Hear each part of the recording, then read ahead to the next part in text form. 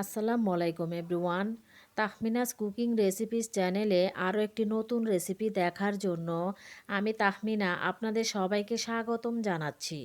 আজকে আমি আপনাদেরকে তৈরি করে দেখাবো বিক্রমপুরের ঐতিহ্যবাহী বিবিখানা পিঠা। এই বিবিখানা পিঠাটা আমাদের বিক্রমপুরের একদম অথেন্টিক একটা ঐতিহ্যবাহী পিঠা। আমাদের দেশে শীত মানেই কিন্তু পিঠাপুলির উৎসব। আর এর মধ্যে বিবিখানা পিঠা বানানোটা সবচেয়ে সহজ আর সবচেয়ে মজার। আর এই পিঠাটির নামে যেমন একটা রাজকীয় ভাব আছে, খেতেও কিন্তু তেমনই রাজকীয় স্বাদ। গ্যাসের চুলায় কিভাবে পারফেক্ট বিবিখানা পিঠা বানাবেন আর কিভাবে একদম পারফেক্ট কালার আনবেন সেটার টিপস অ্যান্ড ট্রিক্স আপনারা সামনের ভিডিওতে পেয়ে যাবেন। তাই ভিডিওটি স্কিপ না করে সম্পূর্ণটা দেখার অনুরোধ রইল। তো আশা করছি আপনাদের কাছে আমার আজকের ভিডিওটি ভালো লাগবে। যদি ভিডিওটি ভালো লেগে থাকে তাহলে প্লিজ আমার ভিডিওটিকে একটি লাইক দিবেন, ফ্রেন্ডস এবং ফ্যামিলির সাথে ভিডিওটি শেয়ার করবেন। আর তার পাশাপাশি যদি আমার চ্যানেলে নতুন হয়ে থাকেন তাহলে প্লিজ আমার চ্যানেলটিকে সাবস্ক্রাইব করে সাথেই থাকবেন। তো চলে যাই মূল রেসিপিতে। বিবিখানা পিঠা বানানোর জন্য আমি প্রথমে একটা পাত্রে নিয়ে নিয়েছি 1 লিটার ফুল ক্রিম গরুর দুধ। এবার চুলার আঁচটাকে মিডিয়াম টু লো হিটে দুধটাকে জাল করে 1/2 লিটার করে নিব। বিবিখানা পিঠা বানানোর জন্য দুধটাকে ঘন করে নিলে এর স্বাদটা খুবই ভালো আসে। এভাবে নেড়ে চেড়ে দুধটাকে জাল করে নিতে হবে, কারণ তলানিতে লেগে গেলে দুধের স্বাদটা নষ্ট হয়ে যাবে। সামনে আমার আরও মজার মজার রেসিপি পেতে হলে অবশ্যই আমার চ্যানেলটিকে সাবস্ক্রাইব করে দিন। দুধটা শুকিয়ে 1/2 লিটারের মতো হয়ে গিয়েছে। এবার একটা মিক্সিং বোলে ঢেলে দিচ্ছি। দুধটা কুসুম গরম থাকা অবস্থায় দুধে আমি গুড় অ্যাড করব। প্রথমে 2 কাপ গুড় দিয়ে মিক্সড করে নিচ্ছি। বেশি গরম দুধে কখনো গুড় মিশাবেন না, তাহলে দুধটা ফেটে যাওয়ার সম্ভাবনা থাকে। আর কুসুম গরম দুধে গুড় অ্যাড করলে খুব সহজে গুড় মিশে যায়। মিষ্টিটা আপনারা আপনাদের টেস্ট অনুযায়ী কম বেশি করতে পারেন। তবে বিবিখানা পিঠায় গুড় বেশি অ্যাড করলে উপর থেকে প্লাস ভিতর থেকে কালারটা খুব সুন্দর আসে। এখন আরও 1 কাপ গুড় অ্যাড করে দিচ্ছি। আর এই 3 কাপ গুড় দিয়ে আমার কাছে মনে হয় পারফেক্ট মিষ্টি হয়েছে। খুব বেশি মিষ্টি হবে না, আবার কমও হবে না। গুড়টা দুধের সাথে খুব ভালোভাবে মিশে গেলে অ্যাড করে দিচ্ছি চালের গুঁড়া। আমি 1 কাপ করে চালের গুঁড়া অ্যাড করব বেটারের কনসিস্টেন্সিটা বুঝে। হ্যান্ড উস্কের মাধ্যমে এই চালের গুঁড়াটা খুব ভালোভাবে মিশিয়ে নিচ্ছি। এবার আরও 1 কাপ চালের গুঁড়া অ্যাড করে দিলাম।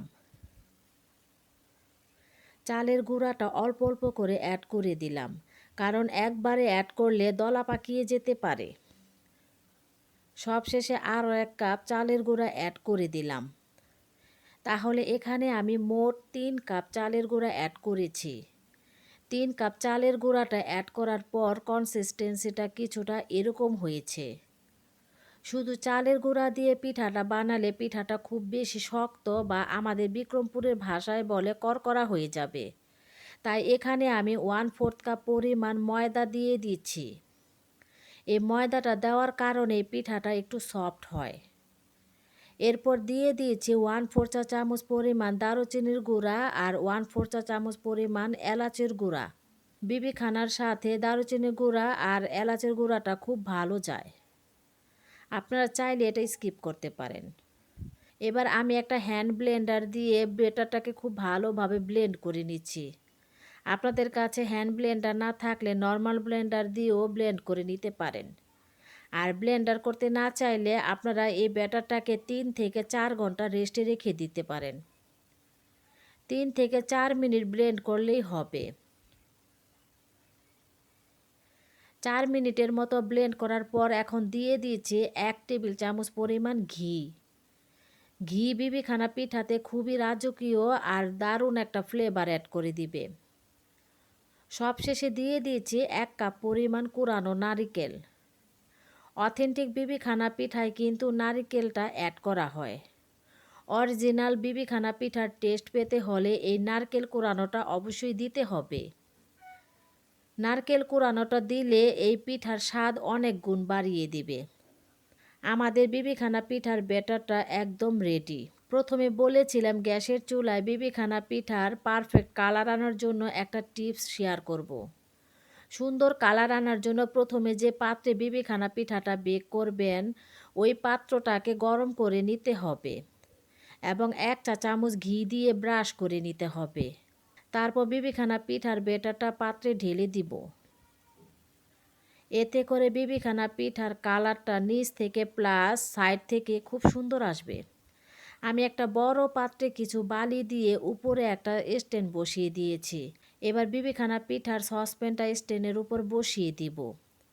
প্রথমে সসপ্যানের ঢাকনাটা দিয়ে ঢেকে দিব যেন উপর থেকে খুব সুন্দর একটা কালার চলে আসে। তারপর উপরে একটা সিলভারের ঢাকনা দিয়ে ঢেকে দিব। আর এই বিবিখানা পিঠাটাকে চুলার আঁচটাকে একদম লো হিটে রেখে বেক করব 1.5 ঘন্টার মতো। পিঠার সাইজ বুঝে সময়টা কম বেশি লাগতে পারে। আমার পিঠাটা একটু বড় তাই সময়টা একটু বেশি লেগেছে। আপনারা যদি আরও একটু ছোট করে বানান তাহলে 1 ঘন্টার মধ্যেই হয়ে যাবে।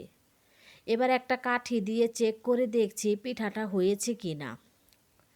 কাঠিটা ক্লিন এসেছে, তার মানে একদম পারফেক্ট হয়েছে। পিঠাটা ঠান্ডা হওয়ার পর ডিমোল্ড করে নিচ্ছি।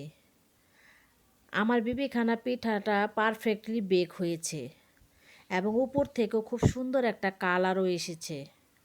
এখন আমি পিঠাটা কেটে দেখাচ্ছি কতটা পারফেক্ট হয়েছে। দেখেন ভিতরটা কতটা পারফেক্ট হয়েছে। বিবিখানা পিঠা ছাড়া যেন পিঠাপুলির সিজন বা শীত অসম্পূর্ণ।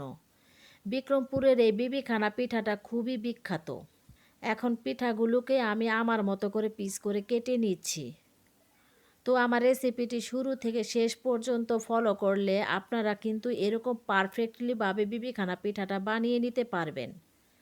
বিবিখানা পিঠার আসল বৈশিষ্ট্য হচ্ছে ভিতর থেকে একদম স্মুথ, হালকা সফট আর বাহির দিক থেকে হালকা একটু শক্ত হয়ে থাকে। এই পিঠাটা দেখতে যতটা সুন্দর, খেতেও কিন্তু ততটাই মজা। এটা একদম রাজকীয় একটা পিঠা। তো আশা করছি আমার আজকের রেসিপিটি আপনাদের কাছে ভালো লেগেছে। ভালো লাগলে আমার ভিডিওটিকে একটি লাইক দিবেন এবং আমার চ্যানেলটিকে সাবস্ক্রাইব করে সাথেই থাকবেন। আজকের মতো এখানেই বিদায় নিচ্ছি। ভালো থাকবেন সবাই। আল্লাহ হাফেজ।